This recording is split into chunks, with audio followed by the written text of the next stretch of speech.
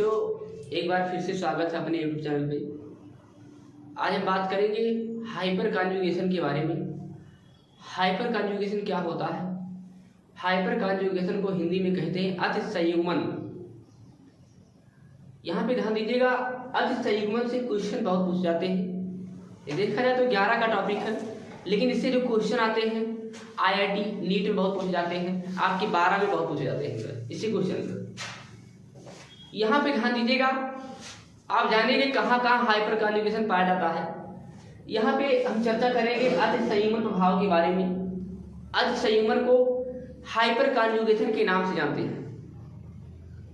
Hyper conjugation का ध्यान दीजिएगा एक नाम और होता है बेकर नाथन इफेक्ट के नाम से जानते हैं। जो अति संयुग्मन होता है उसका एक नाम और है बेकर नाथन इफेक्ट।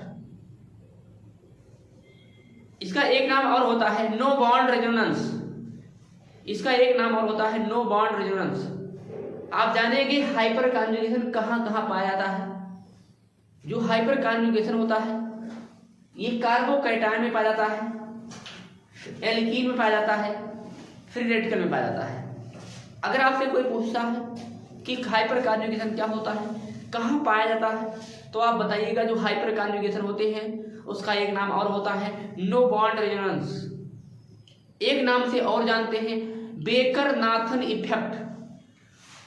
अगर आपसे कोई पूछता है कि हाइपर कॉन्जुगेशन कहाँ कहाँ पाया जाता है, तो आप बताइएगा हाइपर कॉन्जुगेशन जो होता है ये कार्बोकैटायन में होता है, एल्कीन में होता है, फ्री रेडिकल में होता है। अब यहाँ पे कार्बोकैटायन क्या होता है? कार्बोकैटायन मतलब ये होता है अगर कार्बन पे प्लस चार्ज अगर दिखता है तो वो कार्बोकैटायन होता है। अगर कार्बन पे प्लस चार्ज अगर दिखता है तो उसे कार्बोकैटायन के नाम से जानते हैं। एल्कीन मतलब होता है जिसमें डबल बॉन्ड हो। एल्कीन का फार्मूला होता है CnH2n होता है। जो फ्री रेडिकल होते हैं, कार्बन पे अगर बूंदी दिख गया तो फ्री रेडिकल माना जाता है। अगर आपसे कोई पूछता है इसके बारे में अति संयुग्मन प्रभाव क्या होता है, इससे देखिए क्वेश्चन बहुत ज्यादा पूछा है, कंपटीशन में बहुत पूछा जाता है। जो है आपके देखिए 12 में भी क्वेश्चन उठता है कभी कभी। जो है इससे क्वेश्चन स्टेबिलिटी से क्वेश्चन आता है। जो है अब यहाँ पे हम जानेंगे कैसे कैसे स्टेबिलिटी के बारे में बताएंगे, कैसे कौन सा ज्यादा स्टेबल होता है। 1 डिग्री कार्बोकैटायन क्या होता है, 2 डिग्री कार्बोकैटायन क्या होता है, 3 डिग्री कार्बोकैटायन क्या होता है। यहाँ पे ध्यान दीजिएगा, अगर कार्बन पे प्लस चार्ज अगर दिखता है तो ये कार्बोकैटायन है। और अगर डबल बॉन्ड दिखता है, ध्यान दीजिएगा, डबल बॉन्ड अगर दिखेगा कार्बन पे तो वहां भी एल्कीन में भी क्या होता है अति संयुग्मन प्रभाव पाया जाता है। यहाँ पे जो फ्री रेडिकल होता है, फ्री रेडिकल में ध्यान दीजिएगा, अगर कार्बन पे बूंदी अगर दिखता है भैया तो वहां पे भी हाइपर कॉन्जुगेशन पाया जाता है। अगर आपसे कोई पूछता है इसके बारे में कि हाइपर कॉन्जुगेशन कहाँ कहाँ पाया जाता है, तो आप बताइएगा हाइपर कॉन्जुगेशन जो होता है ये कार्बोकैटायन में पाया जाता है, एल्कीन में पाया जाता है और यहाँ पे फ्री रेडिकल में पाया जाता है। अब यहाँ पे हम बात करेंगे स्टेबिलिटी के बारे में, कैसे कैसे कार्बोकैटायन होता है, कैसे हम जानेंगे। जैसे 2 कंपाउंड की बात, कार्बोकैटायन की बात करते हैं, जैसे यहाँ पे CH3 है, ये CH2 है। अगर ऐसा कंपाउंड दिखता है, कार्बन पे अगर प्लस चार्ज अगर दिखता है तो कार्बोकैटायन होता है। ये 1 डिग्री कार्बोकैटायन होता है, ध्यान दीजिएगा, इसे हम 1 डिग्री कार्बोकैटायन के नाम से जानते हैं। तो ये 2 डिग्री कार्बोकैटायन होता है, ध्यान दीजिएगा, CH3।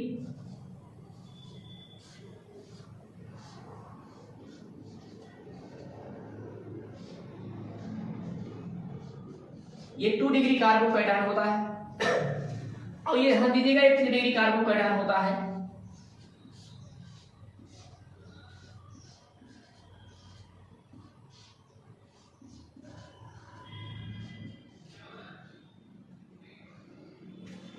अब यहाँ पे हम बात करेंगे इन तीनों कंपाउंड में सबसे ज्यादा स्टेबल कौन होता है। इससे क्वेश्चन स्टेबिलिटी से बहुत पूछे जाते हैं, ध्यान दीजिएगा। यहां से आपसे पूछेगा कि कार्बोकैटायन आप जानते हैं क्या होता है, कार्बन पे अगर प्लस चार्ज अगर दिखता है तो कार्बोकैटायन होता है। अब यहाँ पे हम देखेंगे कैसा कार्बोकैटायन है। कार्बन से देखिएगा, अगर कार्बोकैटायन से एक CH से जुड़ा हो तो उसे 1 डिग्री कार्बोकैटायन के नाम से जानते हैं, और अगर कार्बोकैटायन से दो CH से जुड़ा हो तो उसे 2 डिग्री कार्बोकैटायन के नाम से जानते हैं। और अगर 3 CH से जुड़ा हो, एक CH यहाँ पे ध्यान दीजिएगा, 1 2 3, अगर कार्बोकैटायन से 3 CH से जुड़ा हो तो 3 डिग्री कार्बोकैटायन होता है। अब आपसे ये क्वेश्चन पूछेगा कि कार्बोकैटायन इन तीनों में सबसे ज्यादा स्टेबल कौन होता है, स्टेबिलिटी का ऑर्डर बताइए। यहाँ पे अगर स्टेबिलिटी की अगर बात करते हैं तो इसका एक कंडीशन होता है, जो कार्बोकैटायन होते हैं, कार्बोकैटायन से जुड़ा कार्बन अल्फा कार्बन होता है। यहाँ पे जो कार्बोकैटायन होते हैं उसमें जो कार्बोकैटायन से जुड़ा कार्बन होता है, इसमें ध्यान दीजिएगा एटलीस्ट 1 अल्फा हाइड्रोजन होना चाहिए, यानी कम से कम 1 अल्फा हाइड्रोजन होना चाहिए। और जो कार्बोकैटायन से जुड़ा कार्बन होता है उसका जो संकरण होता है, हाइब्रिडेशन होता है, वो sp3 होना चाहिए। यहाँ पे देखिएगा, अगर यहाँ पे हम बात करते हैं, ये कार्बोकैटायन है, कार्बोकैटायन से जुड़ा कार्बन अल्फा कार्बन होता है। ध्यान दीजिएगा, ये आप देख रहे हैं कार्बन 2 + 4 है, इससे जुड़ा कार्बन अल्फा कार्बन होता है क्योंकि कार्बोकैटायन है। अगर आपसे कोई पूछता है कि यहाँ पे कितने अल्फा हाइड्रोजन है तो आप बताइएगा 3 अल्फा हाइड्रोजन है। हाइपर कॉन्जुगेशन ये कहता है कि जिसमें नंबर ऑफ अल्फा हाइड्रोजन ज्यादा होता है वो ज्यादा स्टेबल होता है। यहाँ पे ये देखिए कार्बोकैटायन है, कार्बोकैटायन से जुड़ा कार्बन अल्फा कार्बन होता है। हम आपको ये बताया गया है कि जो कार्बोकैटायन होता है उससे जुड़ा कार्बन अल्फा हो, लेकिन उस अल्फा कार्बन का जो संकरण हो वो sp3 होना चाहिए, तभी फॉलो करेगा हाइपर कॉन्जुगेशन। दूसरा कंडीशन ये होता है कि इसमें एटलीस्ट 1 अल्फा हाइड्रोजन होना चाहिए। कितना भी देखिए, एक तो होना ही चाहिए। ये देखिए क्रियात्मक, यहाँ पे देखिए कार्बोकैटायन है, कार्बोकैटायन से जुड़ा कार्बन अल्फा कार्बन है, और अल्फा कार्बन से जुड़ा कार्बन के हाइड्रोजन क्या होता है, अल्फा हाइड्रोजन होता है। इस कार्बन से देख रहे हैं 3 हाइड्रोजन जुड़े हैं तो 3 अल्फा हाइड्रोजन हो जाएगा। अगर आपसे कोई पूछता है इसके बारे में कितने अल्फा हाइड्रोजन है तो आप बताइएगा 3 अल्फा हाइड्रोजन होते हैं, क्योंकि कार्बोकैटायन से जुड़ा कार्बन अल्फा कार्बन और अल्फा कार्बन से जुड़ा हाइड्रोजन अल्फा हाइड्रोजन होता है। इसके पास 3 अल्फा हाइड्रोजन होते हैं। और हाइपर कॉन्जुगेशन कहता है कि जिसमें नंबर ऑफ अल्फा हाइड्रोजन ज्यादा होंगे वो ज्यादा स्टेबल होगा अकॉर्डिंग टू हाइपर कॉन्जुगेशन, अतिसंयुग्मन प्रभाव की वजह से हिंदी में कहते हैं। यहाँ पे देखिएगा 3 अल्फा हाइड्रोजन है, इसके पास 3 अल्फा हाइड्रोजन है।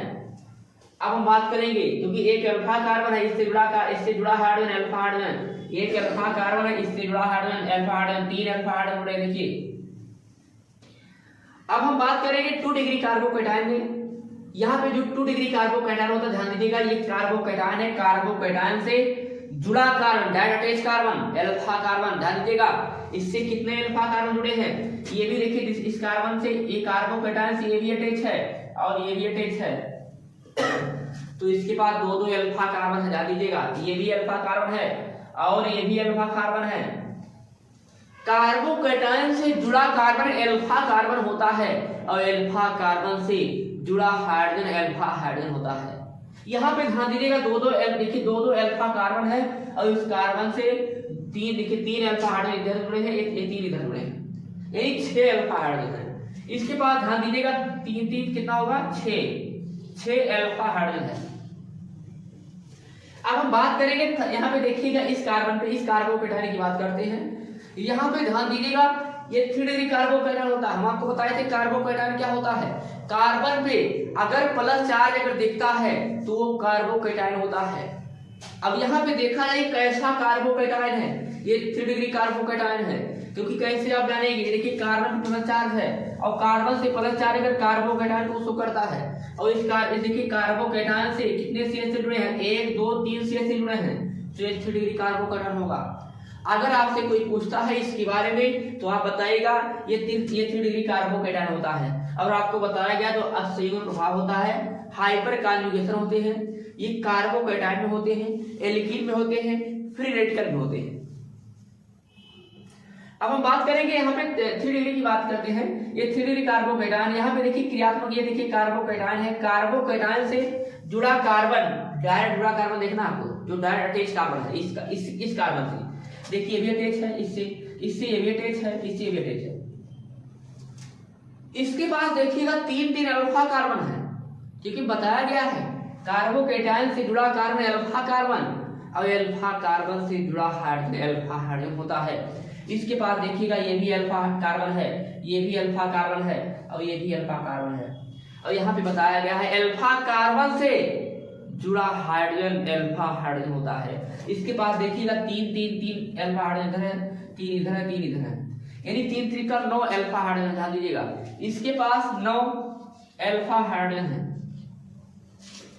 अब यहाँ पे अगर स्टेबिलिटी की बात की जाए, अस्थायित्व की बात की जाए कि इन तीनों में सबसे ज्यादा स्टेबल कौन होता है, तो आप बताइएगा 3 डिग्री। यहाँ पे देखिएगा, यहाँ पे जो 3 डिग्री कार्बोकैटायन होता है ये ज्यादा स्टेबल होते हैं, क्योंकि ध्यान दीजिएगा जिसमें नंबर ऑफ अल्फा हाइड्रोजन ज्यादा होगा वो ज्यादा स्टेबल होगा according to hyperconjugation. Hyperconjugation को हिंदी में कहते हैं अति संयुग्मन प्रभाव। अति संयुग्मन प्रभाव की वजह से ये ज्यादा स्टेबल होते हैं, क्योंकि इसमें नंबर ऑफ अल्फा हाइड्रोजन ज्यादा होते हैं। जिसमें नंबर ऑफ अल्फा हाइड्रोजन ज्यादा होते हैं वो ज्यादा स्टेबल होते हैं। इसके पास देखिएगा 9 अल्फा हाइड्रोजन है, इसके पास 6 अल्फा हाइड्रोजन है, इसके पास 3 अल्फा हाइड्रोजन है। जिसमें नंबर ऑफ अल्फा हाइड्रोजन ज्यादा होगा वो ज्यादा स्टेबल होगा, किसके कारण? हाइपर कॉन्जुगेशन की वजह से। अब यहाँ पे ध्यान दीजिएगा, ये तो आपका कार्बोकैटायन था। अब हम जानेंगे एल्कीन के बारे में। एल्कीन के बारे में ध्यान दीजिएगा। अगर एल्कीन की बात करते हैं,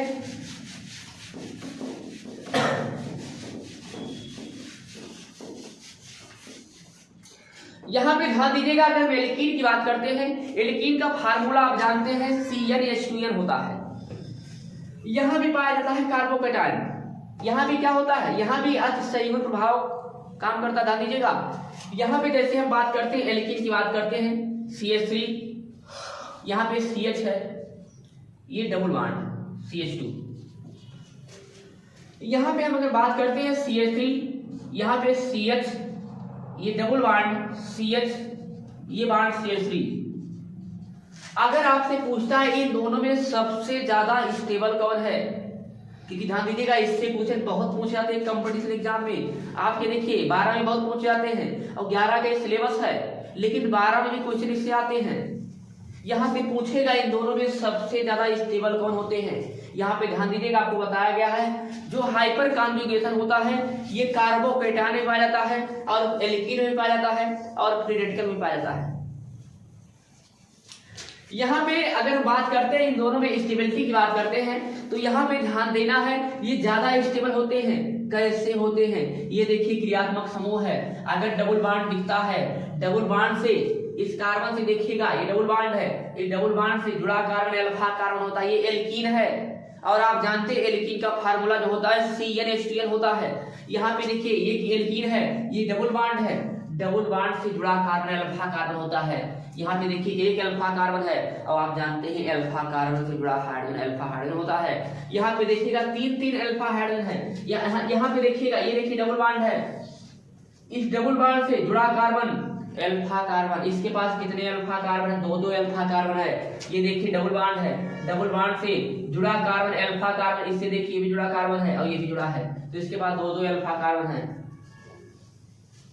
अब अगर हम स्टेबिलिटी की बात करते हैं, इन दोनों में सबसे ज्यादा स्टेबल कौन होता है, तो ये ज्यादा स्टेबल होते हैं, क्योंकि बताया गया है जो एल्कीन होता है, यहाँ पे ध्यान दीजिएगा जिसमें नंबर ऑफ अल्फा हाइड्रोजन ज्यादा होगा वो ज्यादा स्टेबल होगा। किसके अकॉर्डिंग? हाइपर कॉन्जुगेशन की वजह से। यहाँ पे जो हाइपर कॉन्जुगेशन होता है इसे हिंदी में कहते हैं अति संयुग्मन प्रभाव। यहाँ पे जो अति संयुग्मन होता है इसका एक नाम और होता है नो बॉन्ड रेजोनेंस, एक नाम से और जानते हैं बेकर-नाथन इफेक्ट के नाम से भी जानते हैं इसे। अब यहाँ पे हम बात करेंगे इन दोनों में सबसे ज्यादा स्टेबल कौन होता है, जिसमें नंबर ऑफ अल्फा हाइड्रोजन ज्यादा होगा वो ज्यादा स्टेबल होगा। यहाँ पे देखिएगा ये देखिए क्रियात्मक समूह है, ये एल्कीन होता है, इस एल्कीन से जुड़ा कार्बन, इस डबल बॉन्ड से जुड़ा कार्बन अल्फा कार्बन होता है, तो अल्फा कार्बन से जुड़ा हाइड्रोजन अल्फा हाइड्रोजन होता है। इसके पास कितना अल्फा हाइड्रोजन? 3 अल्फा हाइड्रोजन है। इसके पास देखिए 3 अल्फा हाइड्रोजन है, ध्यान दीजिएगा 3 अल्फा हाइड्रोजन। इसके पास ध्यान दीजिएगा ये देखिए डबल बॉन्ड है, डबल बॉन्ड से जुड़ा कार्बन अल्फा कार्बन, इसके पास देखिए 2 अल्फा कार्बन है और अल्फा कार्बन से जुड़ा हाइड्रोजन अल्फा हाइड्रोजन होता है। इसके पास देखिए 3 और 3 6 अल्फा हाइड्रोजन है, 6 अल्फा हाइड्रोजन है। अब आप जान गए होंगे इन दोनों में सबसे ज्यादा स्टेबल कौन होता है? ये ज्यादा स्टेबल होते हैं। क्यों होते हैं? क्योंकि जिसमें नंबर ऑफ अल्फा हाइड्रोजन ज्यादा होता है वो ज्यादा स्टेबल होते हैं अकॉर्डिंग टू हाइपर कॉन्जुगेशन।